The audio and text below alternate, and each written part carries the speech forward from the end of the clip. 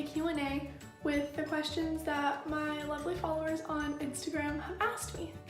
So the first question is, what health conditions do you have and which one affects you the most?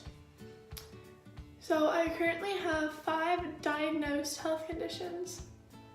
One of them being chronic migraines, which I have dealt with my entire life. And then the second one I got diagnosed with was eosinophilic esophagitis, which is a rare autoimmune disorder that causes your throat to attack itself if you eat certain food. Then I got diagnosed with a form of dysautonomia called POTS. That stands for postural orthostatic tachycardia syndrome. So with this condition, basically my body cannot regulate my heart rate and my blood pressure when I stand up, so this can cause me to pass out. The next one I got diagnosed with was endometriosis. Basically, in this condition, my outer lining of my uterus grows in other places, causing extreme pain and discomfort, and just, it's not fun. And then I got diagnosed with hypothyroidism, which means my thyroids do not produce as much hormones as they should to make my body work. And I am currently dealing with, we don't really know what it is. I'm having seizure-like episodes, but I'm currently not diagnosed with a cause or anything like that. I have been given a rescue medication to take when my seizures exceed over 10 minutes. And in a little bit, I will be doing a at-home 48-hour EEG. So hopefully we find some answers there.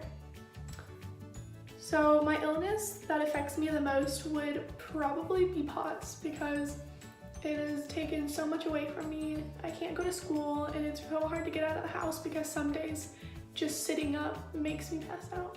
And it's just so difficult to deal with that, being a teenager and watching all your other friends go out and have fun.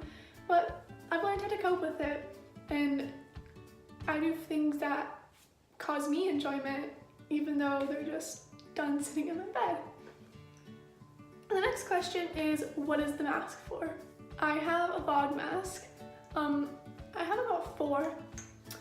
So with my EOE, I am not only allergic to foods, but I could also be triggered by environmental stuff.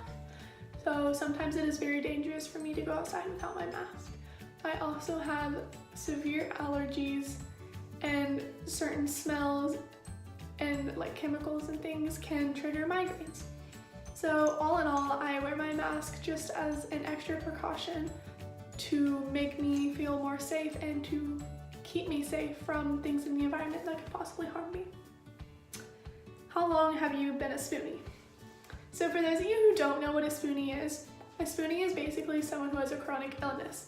And there's just this whole like story behind it, and I will link the description to the story below if you guys are interested and you want to go read about it. So I have been a spoonie currently for 11 months. Next month is February, which will make it a full year, which is extremely crazy to think about because it seems like everything that has happened just was like last week. But when you look back and think of it, so much has happened within this time span. Next question is, are you nervous for your service dog? So I have a service dog and her name is Bonnie. I will insert a picture here. She is a white German Shepherd, and she is currently 8 months old, and she is in training to be a medical alert dog, so she will be able to alert to sudden cardiac changes, drop in blood pressure, panic attacks, and if I continue to have seizures and we get a diagnosis of it, then she might eventually be trained to detect seizures as well. How's your mental health been through all of this? Even before I got chronically sick with all my other things, I've had anxiety and depression my entire life. And I have struggled very badly with anxiety. In November, I ended up getting Baker acted.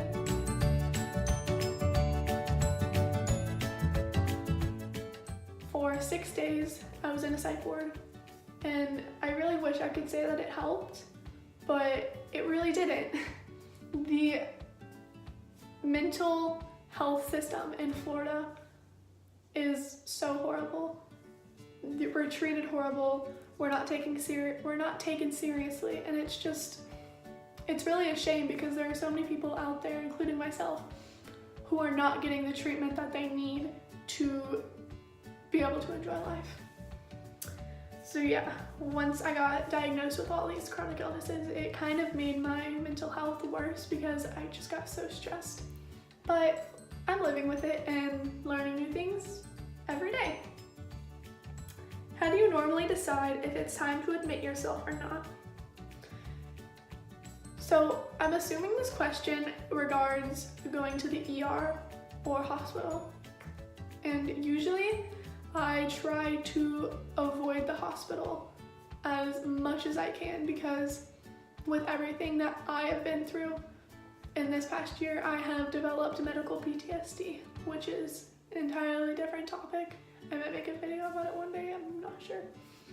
But usually I try to wait it out and just ride the waves until the very last moment, and if it doesn't go away, anything that I'm dealing with, then I go seek medical professional care. But I try my hardest sometimes not to, and it really just bites me in the butt because I just get so much worse that it's hard to get me back on track when I get to the hospital eventually. What is my least favorite illness? My least favorite illness is probably my EOE or seizures, because with my EOE I cannot have dairy, milk's dairy. I cannot have dairy, wheat, gluten, soy, or egg. So it's just really hard for me to find things to eat, and it's just really frustrating because when I go out to eat with people, I can't eat half the things that I'm normally like, yeah, just give me a salad. But then I have to take half the things off the salad, like the croutons and the lettuce. Not the lettuce. The croutons and the cheese. So it's just very stressful. And with my seizures and seizure-like episodes, I currently am 16 and not allowed to drive, which is beyond frustrating to me because driving has always been my escape, and I would always just get in a car and drive whenever I was frustrated. And now that's another thing that has just been taken away from me in a matter of days. So what activities are you involved in? None. Before I got sick, I did marching band at my high school, and it was my passion, and I loved it, and I still love it with my whole heart, but I cannot do it anymore. It is very hard for me to even walk upstairs, so physical activity is extremely straining on my body. I like this next one. So it says, maybe TMI, but I'm really curious about bowel movements with GP. So I personally do not have gastroparesis, so I cannot speak for anyone who has gastroparesis. But with my stomach issues, with the EOE and everything else that's involved within it, let's just say that sometimes it doesn't come, and sometimes a whole bunch of it comes. And you really never know what it's gonna be that day. So it's kind of like a daily surprise, I guess you could say. So yeah, that's just a little Q&A just so you guys could hopefully get to know me better, and drop a comment down below on what you think I should make a video of next. All right, I hope you guys have a beautiful day. Bye.